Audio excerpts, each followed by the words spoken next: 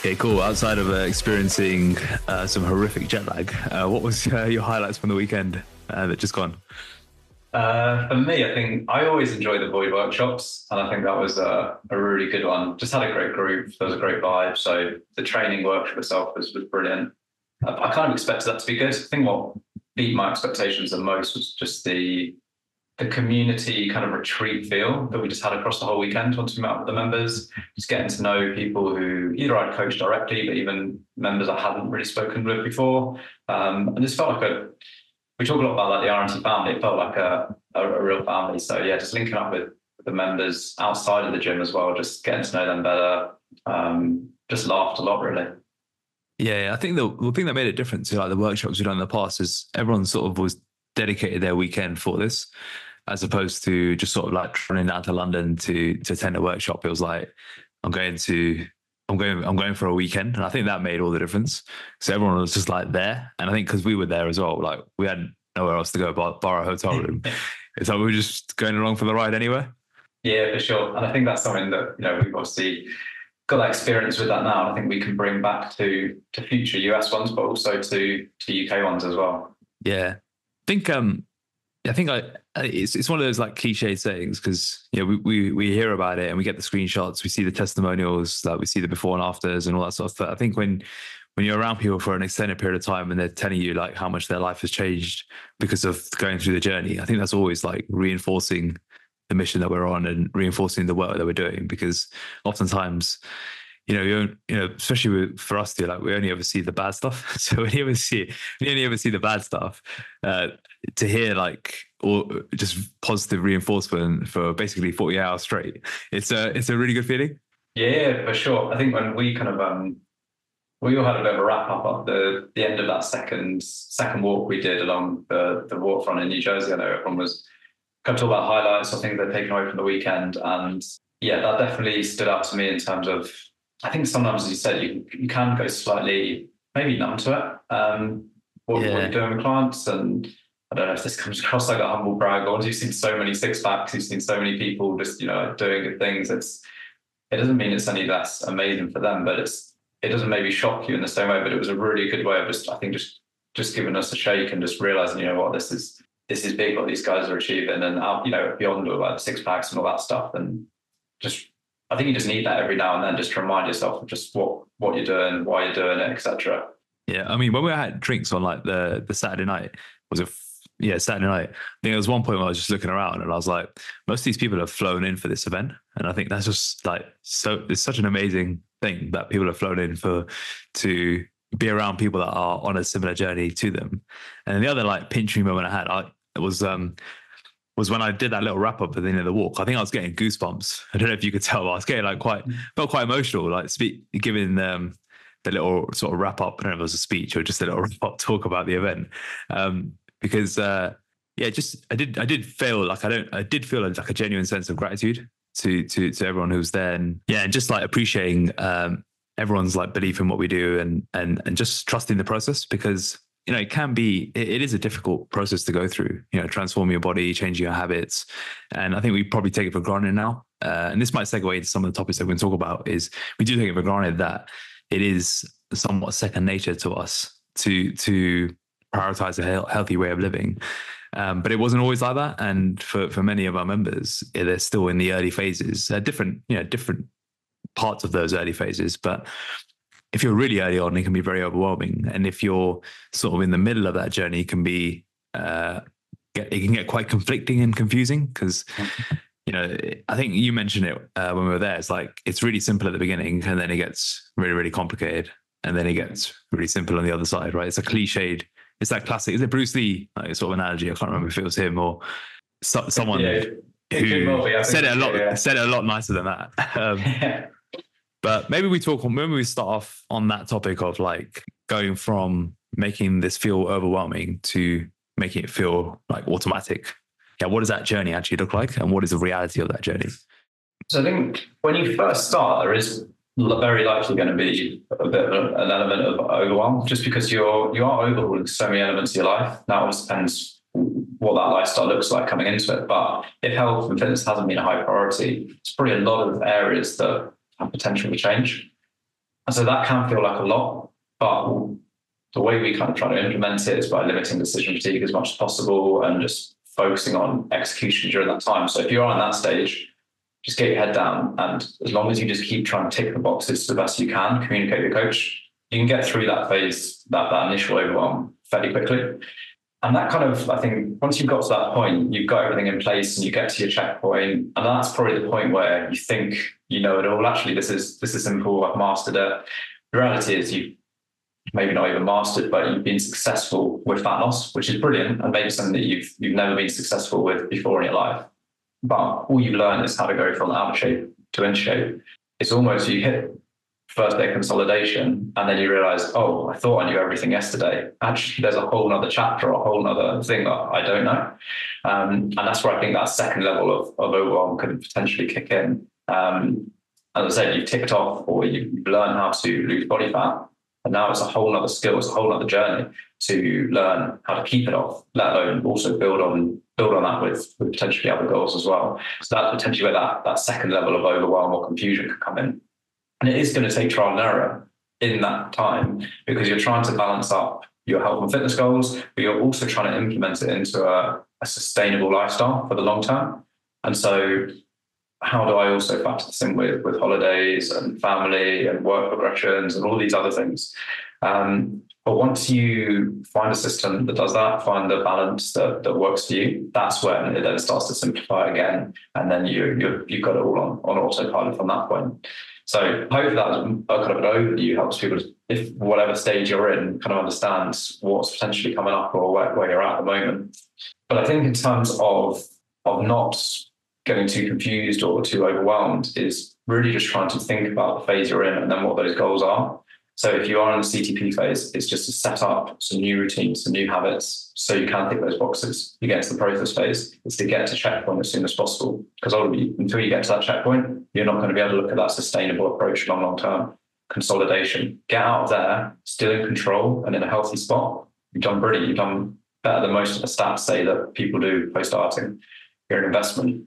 Now you shift to that sustainable approach. And as long as you're almost just thinking of the goals of each phase, you don't need to let your thoughts run ahead of you. You're not thinking about what's sustainable long-term waste in the process phase. You're always just doing what you need for that time to take you to the next level. I think something a few people said to me was I was looking forward to seeing how you guys eat and travel.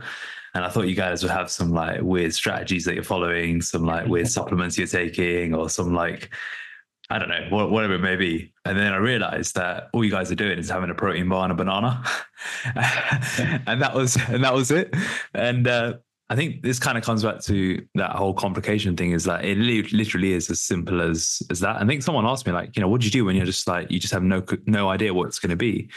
And I say the mindset I just always try and maintain is I can always control how much I put in my mouth. Like even if I don't have control of what I can put in my mouth, because there's no good options, but I know I need to eat something and I know I need some calories, I can always control like how much of it I put in there. We heard it as a kid of like portion control, but when it does come to staying in shape and it does come to traveling, oftentimes it is literally portion control. I don't know if you take the same approach. Maybe we dive into like your travel strategy for the week, like the past few days. What was your like strategy going in? Did you have one? Did you just sort of wing it? If you did, like what was it? Apart from the fact that I enticed you into some very delicious vegan meals. Aside from opening my dietary horizons, I guess, on that side. So I'd say I probably went in with the loose. I probably approached all kind of travel now with the loosest kind of guidelines I've had for a while, just to maybe set expectations with this. But for me, when I'm away, especially if I know I'm going to be fairly active. Now, we did a couple of sessions out there, but like steps were crazy high. So for me, and this maybe is more people want to hear, often it's a case of not dropping weight. But that's probably also linked into the nutritional kind of approach I take, because even with crazy high steps, if you eat like an idiot, you can still outweigh that. So for me, it's normally based around trying to hit 4 protein feedings across a day. Now, as long as I'm getting that, I don't really bother tracking the grams or anything. No, I hope I don't really count like a 5 gram whatever as a protein feeding, but it's probably going to be like 20 grams upwards, whether you're having a protein bar or grabbing yogurt on the go, or you're actually going out for a meal and get some chicken. And then combined with that, I then just try and make sure I'm just getting a good amount of fruit and veg. So 5, it's kind of the number that's thrown out normally as that baseline. But I find that as long as I'm eating 4 times a day, each one with the protein feeding, I'm getting more than 5 fruit and veg across the day. I'm in a pretty good spot with it generally. So that explains the bag of carrots that you bought. Yeah. Oh yeah, well, that was for everyone listening, we thought the second hotel we were in there was uncatered, so I bought some carrots as some oats as a snack, and you did question them when I picked them up, and then when we ended up getting breakfast included and some other stuff, I think, did they go home in your suitcase or did we leave them over there? No, I took the oats, but the bag of 15 carrots or so got left behind. I'm not sure what you intended to do with those carrots, but like a good hotel room just snack. You got that, like half an hour between something to crack onto. But yeah, we weren't in the hotel room as much as we thought, were we? Yeah. My strategy is very similar, but what I did with the plane ride, and it's probably, I don't know if it's the vegan element to it, because protein options, you can't always guarantee it, is I'll always take some protein powder with me. So no matter where I'm going, I don't know if you pack protein powder, but you didn't, right? I didn't, but I think that's just a massive difference between definitely vegan, but maybe even veggie as well. I took protein powder anywhere and get a protein source, really. Whereas that's the one thing I've not been able to get around. And when vegans and vegetarians ask me, it's like, is that just the life that you have to live? It's like, well, if you want to hit your protein target, you probably gonna have to. So it's just about, this comes back to that whole, expectations and reality. And the reality of being vegan, vegetarian, and being someone who cares about protein intake is you probably will need to take protein powder or some level of protein bars. But I packed protein powder, oats, peanut butter, dark chocolate, all that good stuff. As soon as I got on the plane, they said, anyone who's carrying any peanuts or peanut butter, please refrain from eating it on this journey. And I thought, that's my one meal that I've got with me. It's just gone out the window. Then it came to like the food. I said, they're like, do you want the chicken or the veggie? I said, I've ordered a vegan meal. So I haven't got you down there, sir. And I said, yeah, I've got, put my name down as vegan meal. Just confirmed it pre-flight. Said, no, it doesn't look like it's popped up in the system. We'll go and see what we can get for you. And then they came back 10 minutes later and they're like, I got some fruit for you. I said, how much? It was like 3 pieces of melon. So have you got any more of those boxes? So he gave me like 3 boxes. And then she was like determined to find me something. She's like, I'm going to go and get you something. She comes back and she goes, yeah, I've got you some great stuff. I said, what have you got? It's got you a bit of bread. I got you some jam. I got you some vegan margarine. And it was one of those situations like, right, it's not ideal, but it'll probably keep me going for another couple of hours until I get to the other side. And by the end of that day, I don't think I had any protein since about 5 p.m. in the day. Now, normally that's not considered optimal in any way. But my mindset was, well, I can't control what I'm going to eat at this stage until I get off the plane. I was to control how much I can eat and figure out the optimal later on. And it's one of those situations where when you're traveling, sometimes you just need to switch to calorie intake versus macro breakdowns and just focus on ultimately portion control. So you're not overeating and you're not undereating, and just making sure you're feeling satiated. Yeah, for sure. And I think that's probably something that was a big highlight for me was seeing the vegan experience, I guess, right in front of me, because we were glued at it for 4 days or whatever. I probably never spent that much time just with a vegan before, which I know sounds a bit silly then, but I got to, and it was no challenge that I wasn't aware of, but I think it's just seeing in action how much. And yeah, I think as you said, it really reinstated in my mind of just what's required if you want to live that lifestyle and make those choices. And expectation comes management applies to everyone, whether you're vegan or not. But making sure that the lifestyle you want long term is possible, or just basically what that involves. And definitely, if you're just into health and fitness, your lifestyle is going to have to be different from the average person. But if you are going to add in further restrictions on that, whether that is being vegan or whatever other type of dietary style you want, it just adds further kind of things to consider when making that choice, really.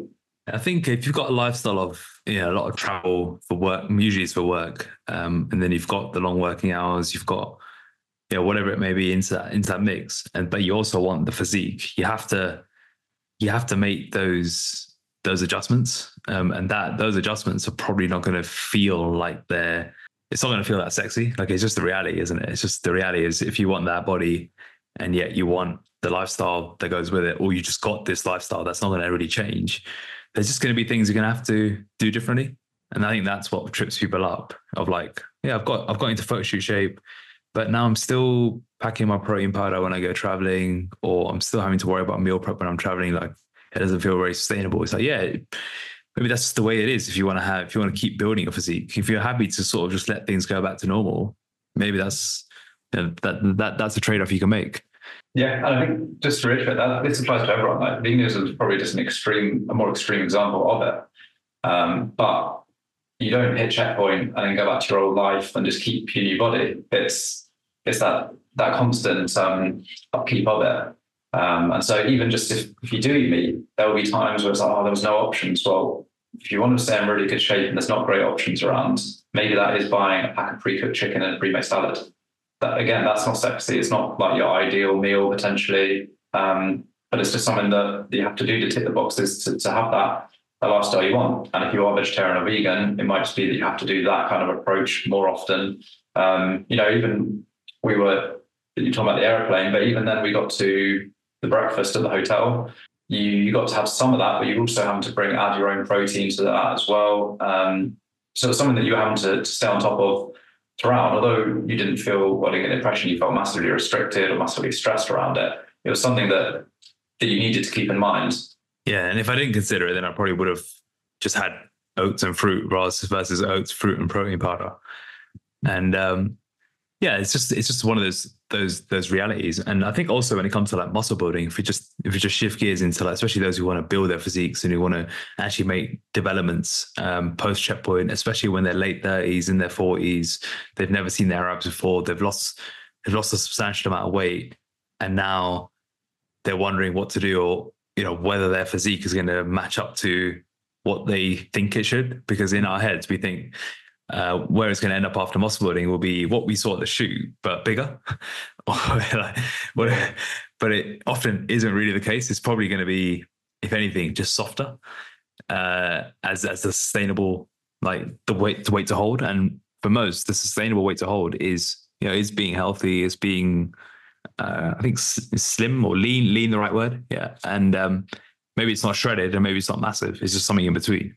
Yeah. And this is just the reality of just the lifestyles that everyone wants to lead. Like, some of the travel schedules that some of our members have are absolutely crazy. I think, Babin, who was at the retreat, I think he's probably tops it for me at the most. He can be in 3 different states across the week and, flying all over the place. But even if you're traveling on a bi-weekly basis or on a monthly basis, all of these things, like, there's a reason why, like, professional bodybuilders basically live the most boring lifestyle in the world, because that allows them to be really kind of as perfect as possible with building their physique.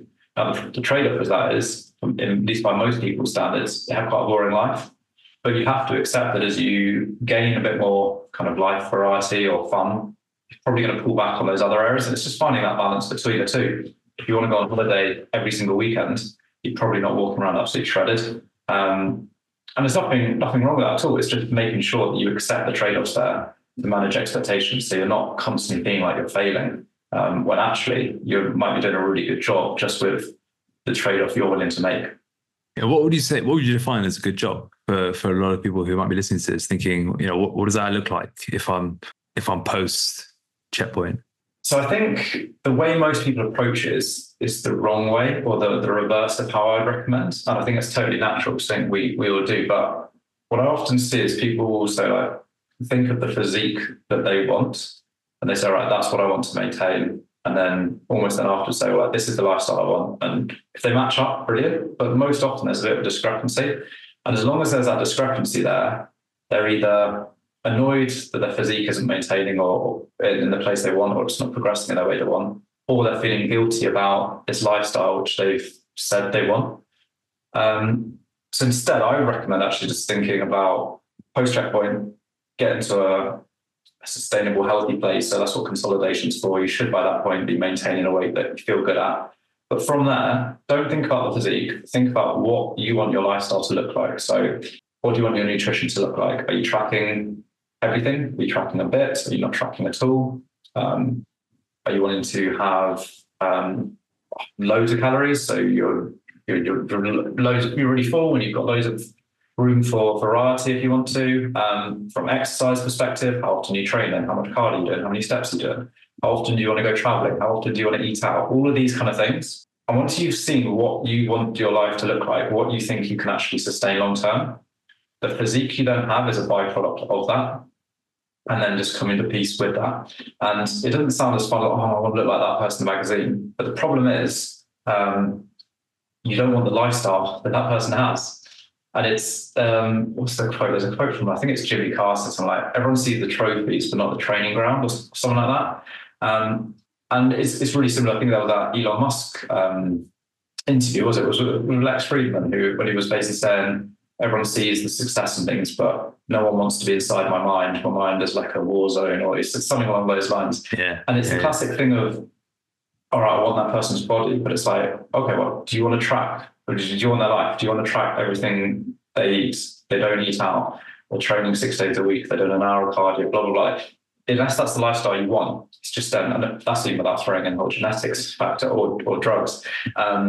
But I think if you just reverse engineer it, so you start with what you're willing to do, the actions you're willing to take, and then you just have to then accept what that then comes out of. And you may find that if you're not happy with what that comes out of, you then want to reassess actually the actions you want. Oh, maybe I'm willing to be a bit stricter with nutrition. Maybe I'm willing to do a bit more exercise, because potentially the trade-off is worth it then from a how you look perspective. But I think when you start with how you want to look, it often then doesn't match up with actually how people want to live. And you just beat yourself up in the process, and you constantly think you're not good enough, or you're not there yet, and then you just get demotivated, and you probably get even worse with your actions because you think the process is not working. When the reality is you're just not agreeing with the process. Yeah, and this is where one of the biggest things that struck me a little bit prior to the trip, but really struck me on the trip, was I think a lot of our members don't realise, especially post checkpoint, people in our investment don't realise how great they're doing. Yeah, and maybe that's something for us to reflect on, because maybe we can communicate these expectations and things better. But hopefully this podcast will help. But you're like the strict parent. Yeah, but it's as if they feel like potentially they're not doing as well as they should, or they're failing because maybe they don't look like they're doing a shoot, or everything's not so easy for them yet, and all of these kind of things. Whereas from our perspective, we're looking at the other side of it and just thinking, well, like, she's X amount of months post-shoot. She's maintaining her weight really well, eating intuitively, blah, blah, blah, like all of these things. And we're like, well, she's smashing it. And it's just that the only difference is just that expectation around it. And so I think some of the expectation is around it being so, expecting it just to be so easy. Whereas, like, as we said with you, it's not painful for you to do, but you're still having to think about it to find those protein sources, etc. But also just that expectation around what it really looks like long term for the lifestyle everyone wants. What would you say the lifestyle if we were to ask that question to you, where are you like willing? What are you willing to do, so to speak? Because you stay pretty damn lean year round. So what is your answer to that question? So for me, I'm willing to exercise 6 days a week. I find I'm not willing to exercise on a Sunday just because it eats in too much of the weekend. On the Saturday, it has to not be in the gym because I have to get it done early enough to not impact the day with the family, and the gym doesn't open till 8. So that has to be something. So I do it as a run, but anything non-gym related will be fine. Each session has to be max an hour, so I can get back. I walk back into the middle of the preschool routine. It's like, when you come back from a session, you're absolutely dead, and you just like, you don't even get a chance to chill. But I need to be back for that. So that's, again, just like a non-negotiable for me. In terms of nutrition, I'm happy to track everything. I don't find it at all stressful. When I say track, I'm not on my fitness belt. I have basically like a baseline plan that I just repeat most days. I understand that's probably not sustainable for a lot of people, but I find that so simple for me. So I'm happy to do that. And then it probably works out as 1 to 2 meals untracked a week, just depending on where we're at. But I'm also happy to make a good decision at those meals. So it's not going crazy and eating 3 pizzas. It's normally a tuna jacket potato, a soft plate, or something as unexciting as that. But I'm happy to keep it quite, like health conscious. Yeah, I guess I'm happy. I guess that would be like the main things that kind of come to my mind. But those are the lifestyle things that I'm happy to do. But I remember when I was getting coached by someone before, when I first started with them, I basically laid out my expectation like, I can't train. I don't mind what training split you put me on, but it has to be an hour. Can't train on a Sunday, etc. Because for me, those are kind of non-negotiables. And I understand the amount of volume I do a week in terms of training. It's probably quite a bit harder than maybe a lot of people listening, but it's not actually that high. It's, let's say, 6 hours a week. For someone who's quite into their fitness, especially if you're more into the endurance side of things, it's pretty low. It probably caps what you can actually achieve. But that's just something I'm at peace with. And there's other areas of my life I also want to thrive. My athletic endeavors or my fitness or whatever is the stuff that's important to me. But I want to be the person who's in shape, who's also a good dad, who's also got jobs going well. Like, I want to be that combination.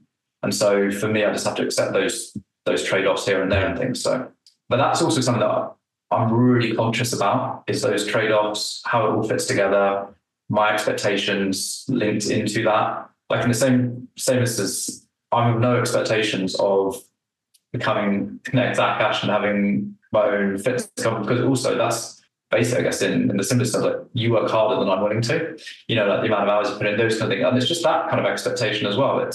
I'm not bitter because I don't own a fitness company, because I'm more than accepting that I don't want to put in what it takes to get out. I'm willing to put in what it takes when I do get out. And so it applies to all kind of areas. I think that helps you just feel a lot more content, I think. Yeah, for sure.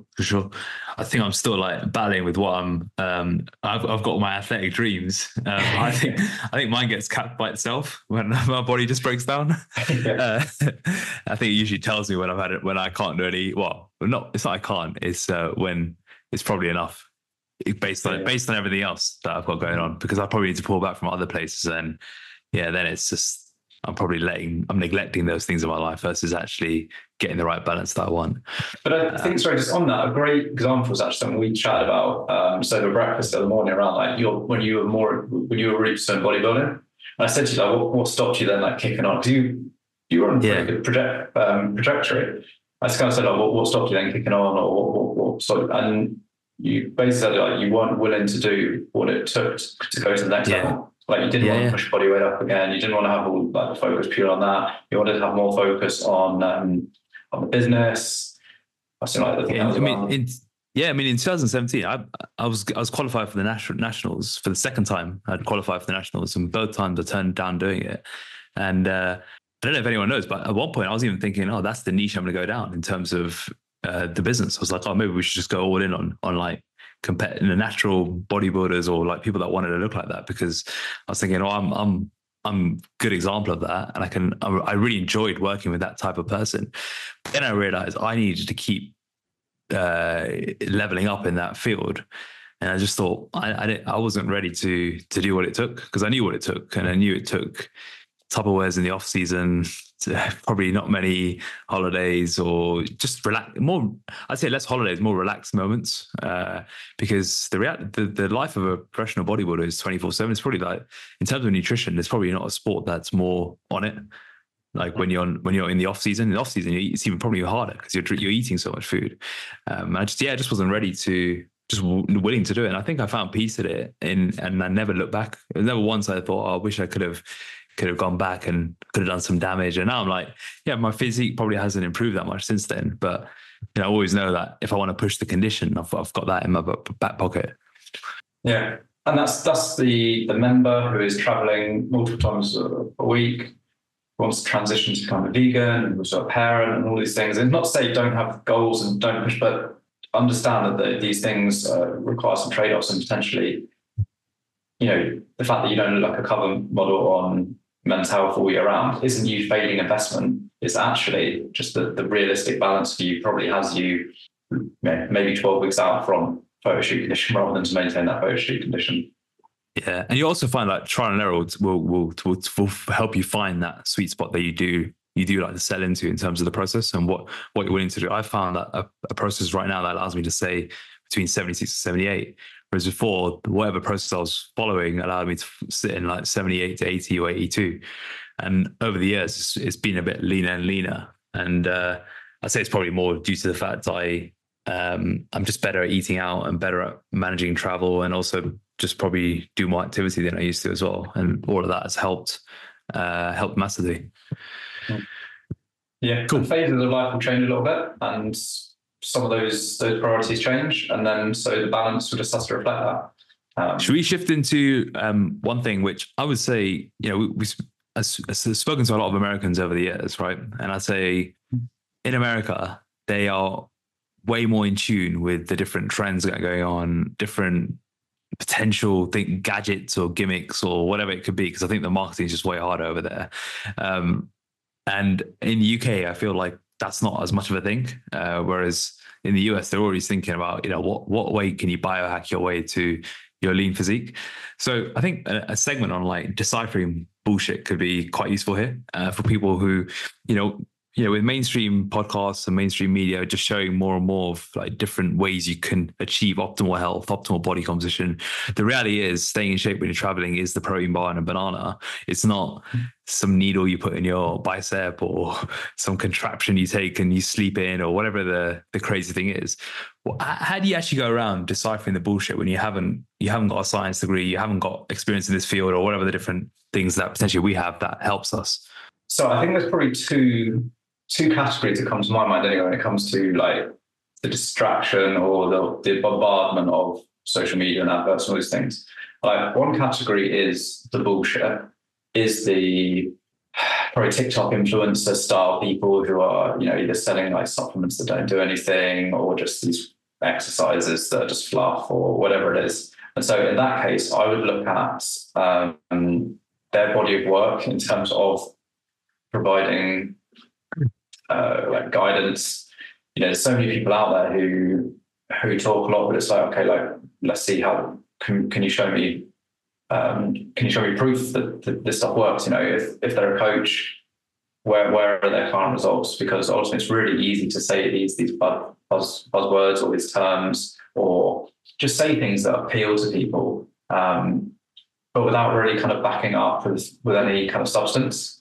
And so basically, if they're just one person who's in their 20s, looks great, then brilliant. They must be doing something right. But it doesn't necessarily mean that, they've got it all down. I think have they shown that their knowledge can actually help people like you, not just their one mate, like multiple people. I think that's probably a good way.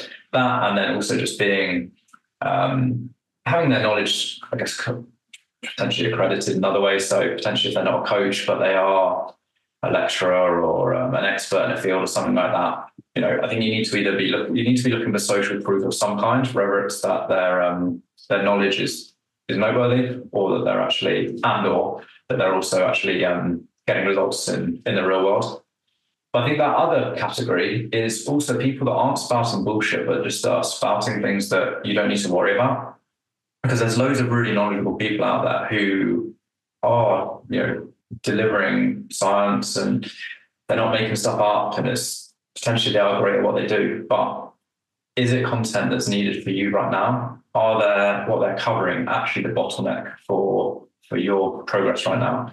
And I think this is where actually a lot of the biohacking stuff kind of comes in as well, because sometimes there is some elements of truth in it. If you can improve your sleep, or you can stress a little less or whatever. But a lot of these kind of things that they do end up talking about are real like 1%ers at most.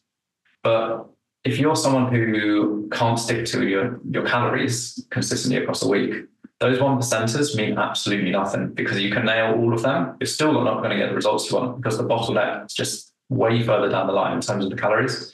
And this is where you can think of, like some of these people who are potentially have got amazing physiques and things, that's what they're focusing on right now might either just be something to keep them interested, or just to eke out the next 0.1% of progress. But that's not for you. You need to rewind 10 years to see how they got in that shape in the first place. What is actually important on that side of things? And so I think there was one when we were having the drinks, there was kind of like a quick fire of like, what do you think of this? What do you think of this? And it was, all stuff around recovery. And I think it's not to say that you shouldn't take recovery seriously or whatever, but it's just, and we've all overthought these things that don't really matter that much before. But the more time and focus that you put on these things that aren't bottlenecking you, the less time you're actually focusing on what it is. And using an example, we were chatting loads about different recovery methods. What do you think of this? What do you think of this? Well, earlier in the day, we'd been in the gym to do the Void workshop. And the biggest takeaway everyone had was, I need to work way, way harder than I have been. So like, you can spend the whole night researching cold plunges if you want. But the reality is you have nothing to recover from if you're not actually busting your ass in the gym. And so it's just making sure you don't put the cart before the horse, say, from that perspective. Or, worrying about blood sugar levels when you're eating 10,000 calories a day. Like, let's just make sure we're just focused on the right stuff. And so that's where I kind of think there's almost two categories: the bullshit detector, but then also the deciphering of what I need to focus on right now. Yeah, and like I remember someone saying to me when I was into bodybuilding, like, when you're trying to build your physique, look at what the bodybuilders did to build it, not what they're doing to maintain it. Because what they're doing to maintain it is all the fluffy, weird contraptions and weird protocols. What they did to build it was just the basics done on repeat. And it's like looking, if someone was to look at what I do now, it's like, well, it's probably not a good example of like what you should be doing, because, weight train twice a week and don't really track many macros. But to build the physique, it was 4 or 5 times in the gym, progressive overload, logbook was tearing, logbook chalk all over the place. It was, every meal was tracked, 4,000 calories a day. Like, that was what built the physique. So you got to look at that versus what I'm doing now. And I think it's a very similar thing to what people can fall into, because I think a lot of these scientists, and I think also you mentioned around like the BS detector on the first category, the danger of not the TikTok influencer, but the other one who has some credentials. The danger of that crew is they will talk about a lot of these things and use the doctor card or use the lecturer card and really complicate a lot of things. What they don't have is social proof often. So I think you do need to look at not only the track record, but also you almost need it in combination, is track record and credentials, because otherwise the credentials can sometimes emphasize on the track record. And just going through America, you see these billboards saying like doctor this, MD that. I can solve it's usually like aesthetic stuff, like I can solve your skin problem, your back problem, all these things. So doctors are considered in much higher regard than I would say. I don't know if doctors aren't considered higher regard in the UK, but I feel like their status in the US is a lot higher. Don't know if you found that. Yeah, no, I think so. And I think it's a tough one. I think, they're holding higher status than online coaches in the UK even, and, probably for good reason, because, ultimately we like to think we're doing a good job, but it is the Wild West on online coaching as well. So it's a tough one, us attacking any other kind of careers or authority from that side as well. And that's where potentially just looking at titles and letters after your name, probably maybe that isn't the best advice for me, but it is tough. It is hard to know. And I think probably really the best way is to make sure that you get a firm grasp of the basic principles. And you may say, well, how do I do that? How do I know who's telling me the right basic principles? But I think there's probably enough agreement across most reasonable people that when it comes to nutrition, calories are what really matter. When it comes to training, progressive overload is what really matters. And as long as you're fitting in with like really overarching principles like that, you can then almost bullshit detect it against those things. If there's a new training program or whatever it is, and there's no sign of implementing progressive overload, then okay, that's probably not going to work. If there's some new nutritional approach, it may involve counting calories, it may not. But if it's going to put you into a calorie deficit, okay, that could work for losing body fat. There's a lot more intricacies in there into how easily you can stick to it. But as long as it's not going against these real firm kind of principles that we know exist, then it's probably some substance. If they're clearly not in line with that, then that's probably the best red flag detector I could probably think of, at least now. Cool. Any more insights from the US trip? I think a massive one was just people really wanting just to feel normal. Yeah, that's big. Because I think once you do undergo a transformation and any big change to your lifestyle, you're probably going to be acting very differently to almost everyone around you, at least in your physical environment. And you could just see everyone was really enjoying how they wanted to act, just being normal. Like we had to went out for that meal. A couple of the members had already brought their own food, but we were like, hey, when there are some, you might as well just still join us. But they ate their meals out of the Tupperware. It's probably the first time anyone they've eaten out in that kind of approach. No one's even batted an eyelid. and just carried on as normal. When we went to the drinks, some people didn't drink, some people did. No one was questioning or asking anything about that. It was just enjoying each other's company. And I think that's how everyone, it sounds simple, but that's what everyone craves out of just social life and all those things. Because a massive thing once you are transforming, it's not only just dealing with the logistical thing of finding a good choice in nutrition and things, but it's the bombardment of the questions around why are you eating that, why are you not drinking? And that seems to be a big stressor than the actual trip itself a lot of the time. Yeah, it's big. You just want to normalize your fitness goals. Mm-hmm. You just want to normalize the lifestyle that you want. And I think, that was a big takeaway. Cool. Plans for the next one? Yeah, well, I'm definitely keen. I think we've definitely got a good template that we can build on. But I think, as you probably said earlier, it was really we probably had ideas of like the building out to more of retreats of all the like a few different things. But it's tough sometimes when we are just spitballing ideas. How much of it is just pie in the sky stuff? How much is the stuff that we think would be cool versus what the actual members would think was cool? And it was really self-confirming with a lot of those things that actually we are on the right page with a lot of it. And also just really how much potential there is for that side of things. Because the more we can help create that community and normalize this way of living, the easier it's going to be for everyone in terms of just getting the lifestyles they want. Amazing. Well, we're going to run a London workshop at the end of the year in a couple of months. So I think that'll be good. Maybe test some of the elements that we did in the US with the London one, even if it's just for a few hours. And then we'll start building the 2025 calendar.